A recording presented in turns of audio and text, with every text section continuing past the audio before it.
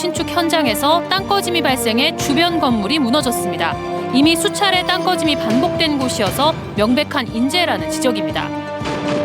내년에 강원도 내 신규 임용되는 초등학교 교사가 역대 최저인 93명으로 예정돼 교육계 우려가 커지고 있습니다. 영동 지역 농업 지도가 생산비 부담과 기후변화 등으로 크게 바뀌고 있지만 이를 뒷받침하는 데는 한계가 있습니다.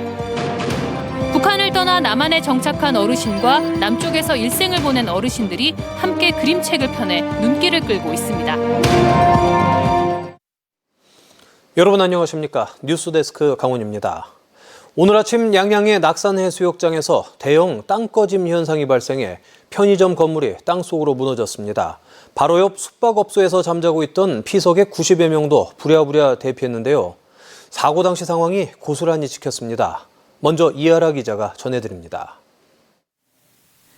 마치 지진이 난 듯 벽에 걸린 시계가 흔들리더니 곧바로 냉장고와 상품 진열대가 땅속으로 꺼져버립니다. 계산대 앞에 있는 또 다른 CCTV. 편의점 내부가 흔들리듯 떨리더니 편의점 절반이 폭삭 주저앉아 버립니다. 처음에 이제 저희 물건 진열하고 있었거든요. 근데 갑자기 밖에서 쾅 소리가 나가지고 너무 놀라서 나가보니까 같은 시간 편의점 바로 옆에 숙박업소. 잠을 자고 있던 투숙객들이 맨발로 건물을 뛰쳐나옵니다.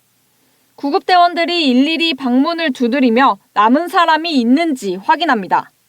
지금 아침에 990에서 지진 같은 땅 꺼지는 소리가 들리길래 호루라기 소리 들려오고 막 빨리 대피하라 그래갖고 다 대피를 했고 또 손님들 다 대피시켰고요. 오늘 오전 6시 40분쯤 강원도 양양군 낙산해수욕장 바로 앞 상가지구에서 대형 땅꺼짐 현상이 발생했습니다. 가로 12m, 세로 8m, 깊이 5m가량의 구멍이 생기면서 편의점 건물 일부가 삼각형 모양으로 꺾인 채 땅 밑으로 내려앉아 버렸습니다. 거대한 구멍 속으로 건물 한쪽이 쓰러져 있습니다. 추가 붕괴 우려가 있어 주변은 통제된 모습입니다. 편의점 직원은 사고가 나기 30분 전부터 쩍쩍 갈라지는 소리가 들렸고 갑자기 건물이 무너져 내렸다고 설명했습니다. 처음엔 그냥 놀라가지고 가만히 보고 있는데 한 1분도 안 돼서 갑자기 이제 건물이 저렇게 반 정도 이렇게 내려앉아 버렸습니다. 사고 현장 바로 옆에는 26층 규모의 생활형 숙박시설을 짓는 대형 공사가 진행되고 있었는데 공사 관계자들은 아무 문제가 없었다는 말만 되풀이하고 있습니다. 안전점검이고 그런 거 다 했습니다. 지금 했고 우리도 차수공사도 다 새로 했고 그런 상태입니다. 경찰과 원주지방국토관리청은 대형 땅꺼짐 사고가 이 공사 때문에 발생한 것으로 보고 시공 과정과 과실 여부에 대한 조사에 착수했습니다. MBC 뉴스 이하라입니다. 그런데 사고 현장 바로 옆에 있는 상인과 주민들은 이번 사고가 명백한 인재라고 주장하고 있습니다. 올 초부터 공사장 주변에 크고 작은 땅꺼짐 현상이 10번 넘게 발생해 대책을 요구해왔지만 공사업체도 양양군도 모르쇠로 일관했다는 겁니다. 이어서 박은지 기자입니다. 길쭉한 모양으로 꺼져버린 땅, 3m 정도나 내려앉은 땅 속에 노동자 2명이 들어가 있습니다. 지난 1월에 있었던 땅꺼짐 사고인데 오늘 땅꺼짐 현상이 발생한 바로 그곳입니다. 응급처치를 발리기만 하고 거리상으로 이렇게 해달라 그랬는데도 그 사람들이 끄떡도 안 하는 거예요 지금. 주민들은 올해 들어서만 이 주변에서 큰 땅꺼짐만 6번, 작은 것까지 더하면 10번 넘게 내려앉았다고 하소연합니다. 그 전부터 이제 저희 다니는 통로 사이로 계속 싱크홀이 몇 번 생겨가지고 뉴스에 제보도 하고 그랬었거든요. 근데 결국에는 이렇게 대형 숙박시설 공사 현장과는 불과 1m 거리. 오늘 사고 직후에도 땅이 꺼진 구멍 안쪽으론 물이 차 있고 옆으로 흙이 계속 허물어지고 있습니다. 지난해 6월 터파기 공사 때부터 바닷물이 유입되면서 집안이 약해졌고 불안한 주민들이 대책을 요구해 왔다는 겁니다. 데모도 해보고 결국은 바뀌는 게 없어요. 예, 그러니까 결국 이 싱크홀도 6번째 이제 크게 무너진 겁니다. 마음이 더 허물어지죠. 하지만 시공사 측은 보강 공사를 했다는 말만 되풀이했습니다. 이거 차수보강만 끝나고 나면 문제 없습니다. 결국 국토안전관리원이 현장 조사를 하고 공사 현장의 문제점을 파악했지만 흙망리 도체 사이로 지하수가 들어와서 공사장 인접 집안에 4개 장소에 함몰이 됐대요. 보강 작업 진행 중에 다른 장소에서 침하가 발생됐다. 관할 지자체인 양양군청은 끼어들기 어렵다는 태도로 일관해 왔습니다. 시공사와 이 민원인 관계에서 원만하게 해결될 수 있도록 해야 될 사항이고 행정에서 조치하기가 좀 어려운 면이 있습니다.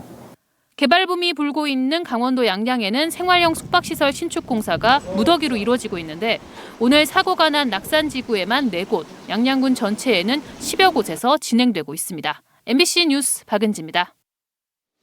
내년 강원도에서 새로 선발하는 초등학교 교사는 93명으로 역대 최저 수준입니다. 학령 인구가 감소하면서 교사 임용 정원도 줄어든 건데요. 교육계에서는 적은 인구의 지역은 넓은 강원도의 사정을 고려해야 한다는 목소리가 잇따르고 있습니다. 김도균 기자의 보도입니다.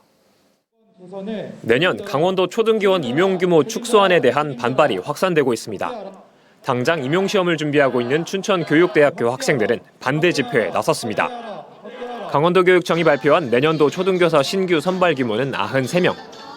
지난 2021년 164명에서 올해 103명으로 대폭 감소한 데 이어 내년에는 100명 이하로 떨어져 역대 최저 기록을 갈아치웠습니다.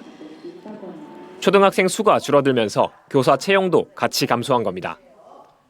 춘천교대 학생들은 소규모 학교가 많은 강원도의 지역적 특성을 고려하지 않은 처사라며 도교육청과 교육부에 신규 교원 채용 규모를 확대하라고 요구했습니다.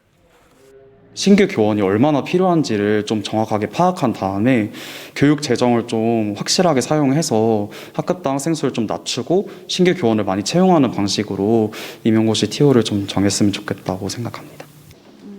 강원도교육청도 뒤늦게 신규 채용 축소와 교원 정원 감축에 반대한다는 입장을 내놓았습니다. 학령 인구는 적은 반면 면적이 넓어 작은 학교가 많은데 담임교사 수요를 맞추다 보니 교육의 질 향상을 위한 과목 전담교사는 엄두도 내지 못하고 있기 때문입니다. 또 올해부터 도심학교의 학급당 학생 수를 20명 이하로 단계적으로 줄일 계획이라 퇴직 등을 고려해 올해 수준의 교원 정원만이라도 유지해야 합니다. 이에 따라 도교육청은 오는 9월 최종 확정한 결정을 앞두고 교육부와 신규 채용 축소를 막기 위한 협의에 나서겠다고 밝혔습니다. 정원 결정의 키를 잡고 있는 교육부는 인구 구조에 따른 요인에다 공무원을 줄이겠다는 정부의 의지도 겹쳐 정원 유지가 쉽지 않다는 입장입니다. 국가공무원 전체 차원에서 지금 인력을 조금 축소하는 기조이기도 해서 교원 역시 약간 감축 기조가 됐습니다. 학령 인구가 줄어들고 있는 상황에서 일방적인 교원 정원 축소는 학교 통폐합과 교육의 질 하락이라는 악순환으로 이어지는 만큼 감염병 시대를 극복하고 교육 취약계층을 보호할 수 있도록 강원도 여건에 맞는 우수한 초등교사 양성부터 임용, 그리고 퇴직에 이르는 체계적인 교원 관리 대책이 필요한 때입니다. MBC 뉴스 김도균입니다. 최근 수출 효자 작목 파프리카와 백합 농가들이 어려움을 겪으면서 영동 지역에서도 다양한 열대 작물이 재배되고 있다는 소식 전해드렸습니다. 지자체가 여러 가지 지원 제도를 마련해 수출 농가들을 돕고 있지만 한계가 있다 보니 결국 농민들이 이 같은 재배 환경 변화에 적응해가는 수밖에 없는 실정입니다. 김인성 기자입니다. 20년 전 경북이 주산지였던 사과는 어느새 강원도 최북단 고성은 물론 북한에서도 활발히 재배된 지 오래입니다. 1300여 미터의 고산지대에서는 전혀 찾아볼 수 없다고 생각했던 딸기 포기와 사과나무가 참으로 이채롭게 한기옵니다. 더 나아가 강릉에서 애플망고와 바나나를 키우고 고성에서 무화과와 패션프루츠를 재배하게 된 데에는 기후변화 탓이 큽니다. 지난해 강릉의 연평균 기온은 14.6도로 10년 전 부산의 평균 기온과 같고 40년 전 제주도의 평균 기온보다는 0.4도 낮습니다. 특히 지난 100년간 강릉의 연평균 기온 변화를 보면 1921년 11.7도에서 1981년 12.0도까지 60년간 불과 0.3도 올랐던 것이 2021년 14.6도로 이후 40년간 2.6도나 급격히 올랐습니다. 최근 40년간 강릉의 기온 상승폭은 서울, 부산, 목포, 제주보다 더 큽니다. 이렇게 기온이 급격히 오르면서 재배 환경 역시 급격히 달라졌고 여기에 생산 단가의 가파른 상승과 끊임없는 질병 발생으로 농업 여건이 안 좋아진 겁니다. 20여 년 전부터 강릉에서 파프리카를 재배해온 김윤기 씨는 늘어나는 인건비와 환경 변화를 극복하고자 6년 전부터 열대과일인 애플망고를 심기 시작했는데 예상보다 수익성이 좋아 재배 면적을 점차 늘리고 있습니다. 그때만 해도 인건비가 빠른 속도로 상승하고 있었고 또 수출 파프리카가 포화 상태에 이미 이르렀고 열대과일 쪽으로 우리 지역에서는 향목 전환을 좀 해보자 그런 취지로 시작했던 거죠. 강릉시는 수출 농가들에 대해 지난 5년간 15억여 원을 지원하고 있지만 최근처럼 농가들이 한꺼번에 어려움을 겪을 땐 역부족일 수밖에 없습니다. 이 때문에 더 다양한 지원책을 찾고 있습니다. 어려움을 겪고 있는 농가들을 돕기 위해서 시에서는 수출 관련 지원 사업 외에 포장재라든가 영농자재 등을 지원해 주는 것을 갈수록 빨라지는 기후 변화와 생산 단가의 가파른 상승 등으로 지역의 농업 지도가 급격히 달라지고 있습니다. MBC 뉴스 김인성입니다. 북한을 떠나 남한에 정착한 어르신들과 줄곧 이곳에서 살아온 어르신들이 함께 그림을 배워 자기의 인생을 그림책으로 펴냈습니다. 고생한 모양새는 다르지만 굴곡진 인생의 무게는 비슷했는데요. 남북 어르신들의 인생 이야기 이병선 기자가 만나봤습니다. 북한 이탈 주민의 여든 생애를 차곡차곡 담은 그림들이 도화지 위에 피어났습니다. 북한에서 중국으로 건너갔다가 몇 차례나 도로 잡혀가야 했던 삶의 굴곡이 가감없이 담담하게 담겼습니다.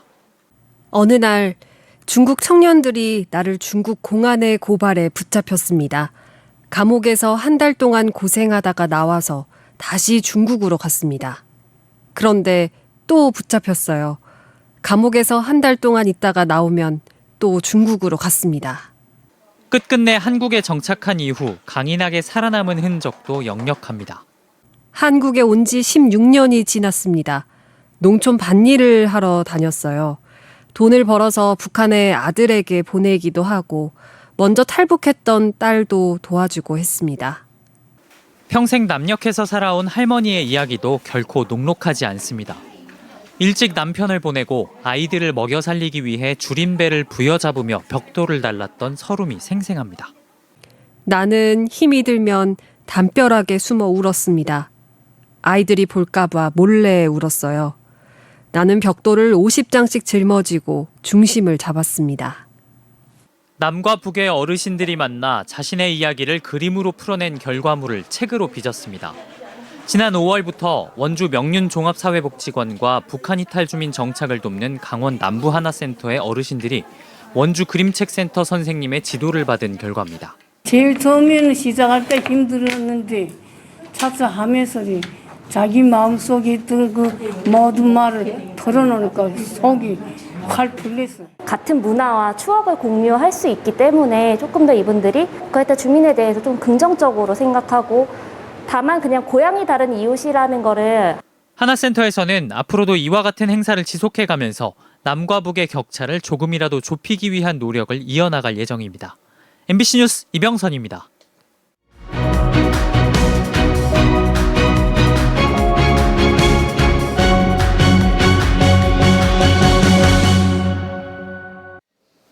도내 코로나19 신규 확진자가 이틀 연속 4,000명을 넘었습니다. 어제 도내에서 신규 확진자 4,613명이 나온 데 이어 오늘도 오후 6시까지 4,370명이 새로 확진됐습니다. 시군별로는 강릉 908명을 비롯해 속초 280명, 동해 244명, 삼척 148명, 고성 115명 등이며 누적 확진자는 58만 명을 넘어섰습니다. 양양군이 모든 군민에게 추석 이전에 코로나19 일상회복 동행지원금을 지급합니다.